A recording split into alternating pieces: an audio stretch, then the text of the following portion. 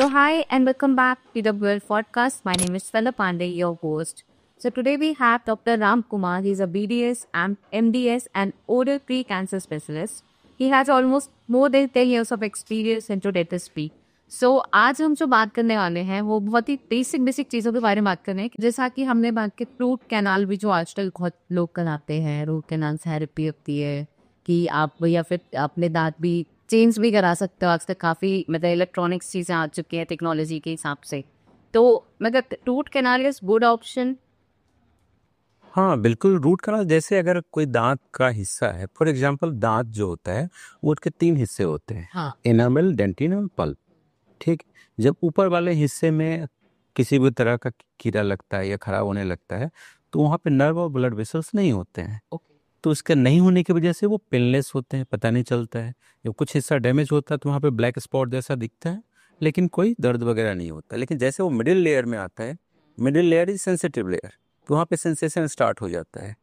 उसके बाद जैसे वो इंटरनल लेयर जहाँ के जिसको पल्प कहते हैं वहाँ पे ब्लड भी होते हैं, नर्व भी होते हैं। इस हिस्से में जैसे ही आके डिपोजिट होते हैं वो वहाँ पे उस एरिया में फैल जाते हैं और वहाँ से वो जो है दांत की जड़ों में आ जाते हैं, यानी कि सपोर्टिंग बोन में आ जाते हैं और वहाँ वो डैमेज करते हैं तो वहाँ पस बनाना शुरू कर देते हैं। ठीक है। जब वो पस बनता है तो वो बहुत ज़्यादा प्रेशर वहाँ पे फील होता है और उस प्रेशर की वजह से बहुत ज़्यादा पेन होता है कुछ लोगों को।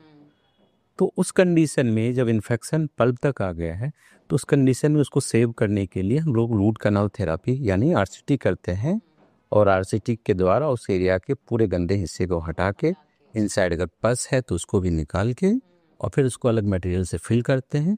This is called the whole process of root canal therapy.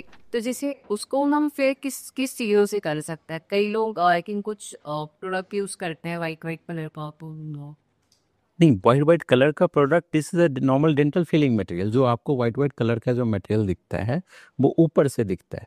अच्छा। ठीक है। देखिए इनसाइड अलग अलग मटेरियल आते हैं, डेंटल मटेरियल आते हैं जिसपे कट्टा पर्चा होता है, कैल्शियम ऑक्साइड पेस्ट होता है और भी चीज़ें होती हैं।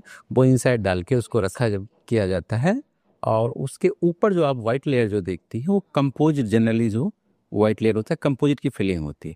बहुत पहले सिल्वर एमलगम फिलिंग होती हाँ हाँ सिल्वर है ना, लेकिन अब उसका ट्रेंड खत्म हो गया क्योंकि उसमें मरकरी मिलाया जाता था। ठीक है। तो अब वो देखने में भी अच्छा नहीं लगता था। अब कंपोजिट का जब से आ गया जमाना तो कंपोजिट फिलिंग होने लगी। तो दांतों में कीड़े होने के क्या कारण है?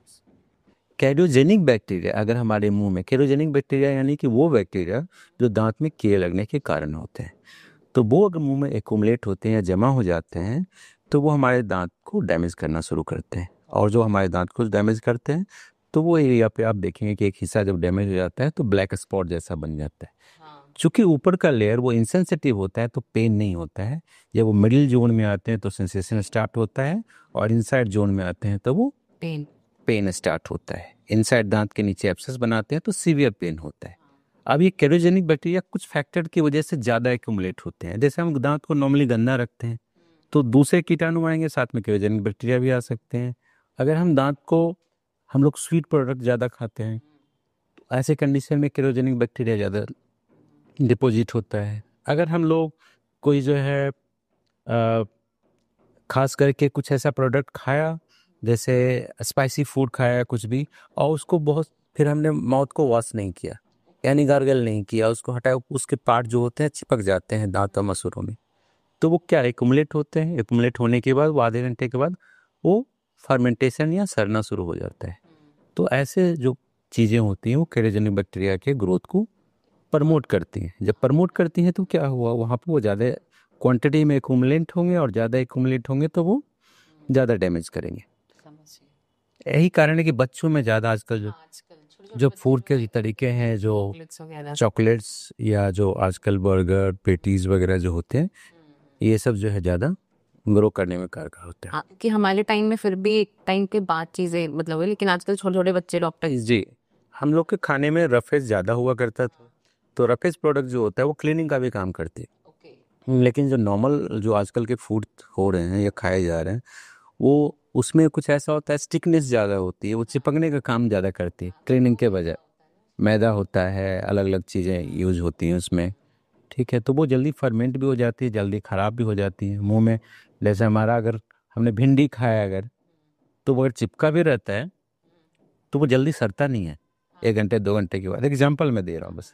लेकिन अगर आपने कुछ बर्गर जैसा प्रोडक्ट खाया और वो चिपका रहा आधे घंटे तक, तो आधे घंटे में सड़ना शुरू हो जाता है और वहाँ पे बैक्टीरियल कोलोनाइजेशन बहुत तेज़ी से स्टार्ट हो जाता है।